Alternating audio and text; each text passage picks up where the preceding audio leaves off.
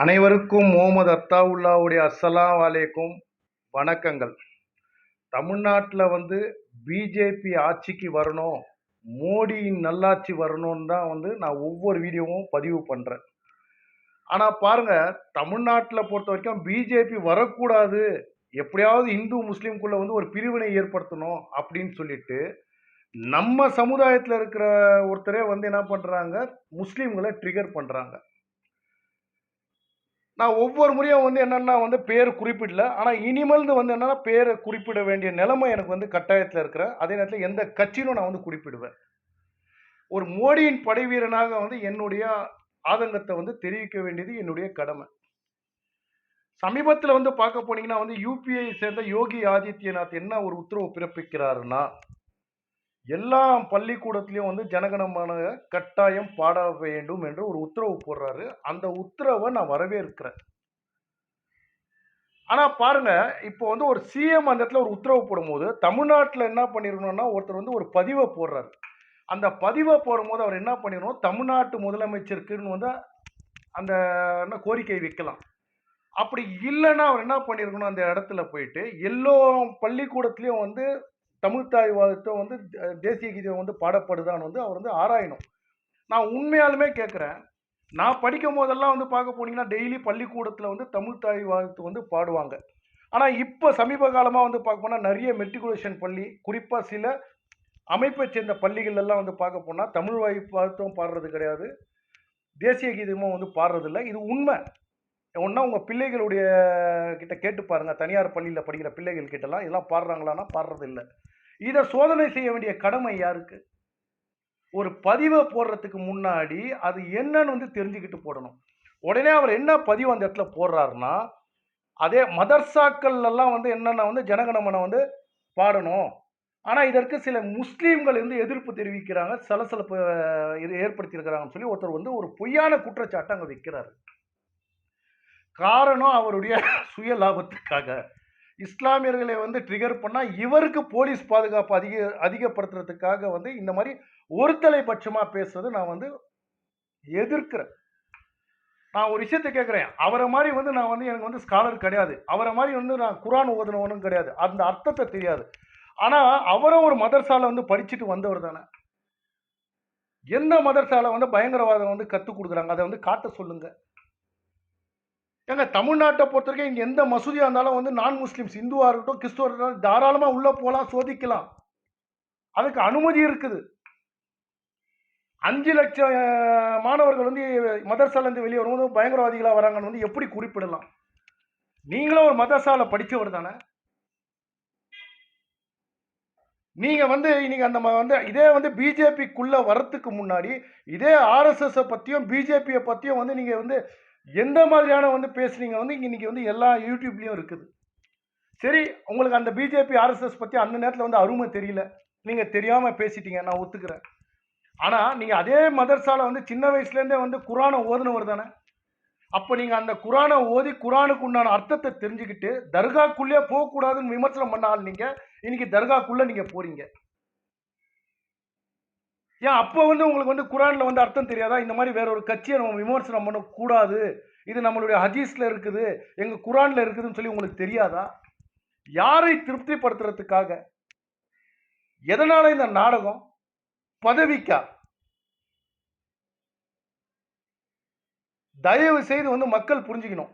இவர் என்ன பண்றாருன்னா நான் மறுபடியும் சொல்றேன், எந்த ஒரு இப்போ ஒரு பள்ளிக்கூடத்தில் ஒரு தேசிய கீதம் பாடும் போதும் சரி, எல்லா இந்து முஸ்லீம் கிறிஸ்தவர்கள் எல்லாருமே தானே இருக்கிறாங்க, எல்லாரும் தானே ஏந்து நிற்கிறாங்க. எந்த முஸ்லீமாவது தேசிய கீதத்துக்கு அவமானப்படுத்தி உட்கார்ந்து இருக்கிறாங்களா? இன்னைக்கு நிறைய முஸ்லீம்களை கூட நம்ம தேசிய கொடி பறக்க விட்டுருக்கிறாங்க. இதுதான் நிஜம். நீங்க முஸ்லீம்களுக்கு பாடம் எடுக்காதீங்க தேசப்பற்ற பத்தி. இங்க உள்ள தமிழ்நாட்டு சரி, இந்தியாவில் இருக்கிற இஸ்லாமியர்கள் நல்லாவே தேசப்பற்று நிறைய இருக்குது. உதாரணத்துக்கு என்ன பண்றாரு, இவர் ஆர்எஸ்எஸ் உடைய பாட்டை பாடி காட்டுறாரு. நான் கேட்குறேன், உண்மையாலுமே ஆர்எஸ்எஸ் காரன் எப்படி தெரியுமா சார்? நிறைய பேர் இஸ்லாமிய சகோதரியும் கேட்டுங்க, உண்மையாலுமே ஆர்எஸ்எஸ் காரன் நான் ஆர்எஸ்எஸ் குறிப்பிடவே மாட்டாங்க. நீங்க எவ்வளவு அவரை விமர்சனம் பண்ணாலும் ஒரே விஷயம் நான் கத்துக்கினது, நானும் ஆர்எஸ்எஸ்ல ஒரு வருஷம் பயிற்சி பெற்றவன் தான். அங்க என்னத்தமா சொல்லுவாங்க, நம்மளை நோக்கி என்னதான் விமர்சனம் பண்ணாலும் வந்து அதை தவிர்த்துக்கிட்டு உங்களுடைய கடமையை செய்துக்கிட்டு போங்க. இன்னைக்கு ஒரு ஷாக்கால போனாலும் கூட நீ வந்து முஸ்லீமா கிறிஸ்டினா கூட கேட்க மாட்டாங்க, யாரோனாலும் வரலாம். நான் ஒரு அரசியல் கட்சியில இருக்கிறதால வந்து நான் விமர்சனம் வைக்கிறேன். இதே ஒரு ஆர்எஸ்எஸ் காரங்கிட்ட போய் நீங்க வந்து இவங்க அவர் அந்த விவாதத்துக்குள்ளே வர மாட்டாரு. அமைதி மட்டும்தான் அவங்களுடைய கொள்கை. இனி எந்த ஒரு ஆர்எஸ்எஸ் காரனும் நான் ஆர்எஸ்எஸ் நான் இதை செய்யறேன் அதை செய்யறேன் வந்து பெருந்தன்மையா பேசுறதே கிடையாது. இங்க வந்து ஒரு பிரார்த்தனை வந்து எடுத்துக்காட்டு பண்ணி இதை அதன்னு சொல்லி போதிக்கிறது எந்த விதத்துல வந்து நியாயம்னு வந்து எனக்கு தெரியல. இவருடைய சுய லாபத்துக்காக ஆர்எஸ்எஸ் காரனுக்கு நல்லாவே தெரியும் யார் நல்லவன் யார் கெட்டவன் யார் சுயநலங்காரன் எல்லாமே தெரியும். யார் மக்களுக்கு உண்மையா உழைக்கிறாங்க கூட தெரியும். உங்களுடைய பாதுகாப்புக்கு வந்து நீங்க அதிகரிக்கிறதுக்காக தயவு செய்து வந்து நீங்க ஆர்எஸ்எஸ் உடைய வேஷத்தை போடாதீங்க. நிறைய அதே நேரத்தில் குறிப்பா சொல்றேன், இன்னைக்கு நிறைய பேர் வந்து என்ன சொல்றாங்கன்னா எதுக்கெத்தாலும் ஆர்எஸ்எஸ் ஆர்எஸ்எஸ் சொல்றாங்க. நான் உண்மையாலுமே சொல்றேன், ஒரு ஆர்எஸ்எஸ் காரனை குத்தி போட்டா கூட அவன் வந்து அந்த இடத்துல போயிட்டு அவன் எதிர்த்து வந்து உன்னை வந்து சபிக்க மாட்டான், நல்லாருன்னு சொல்லுவான். ஏன் தெரியுமா? உண்மையாலுமே ஆர்எஸ்எஸ் காரனை யாரும் பார்த்தது கிடையாது. இன்னைக்கு அந்த சில அமைப்புகள்ல சேர்ந்தவங்க என்ன பண்றாங்க, முஸ்லீம்க்கு எதிராக வந்து பேசுறாங்க, கிறிஸ்துவர்களுக்கு எதிராக வந்து பேசும்போது என்ன ஆகுதுன்னா அந்த இடத்துல யார் பேசுறதுன்னு தெரியாம ஆர்எஸ்எஸ் காரங்களை கூட்டு வந்து வச்சிடறாங்க. உண்மையாலுமே சொல்ல போனா இந்த மாதிரி ஒரு விஷயத்துல ஆர்எஸ்எஸ்க்கு தொடர்பே கிடையாது. இதுதான் நிஜம்.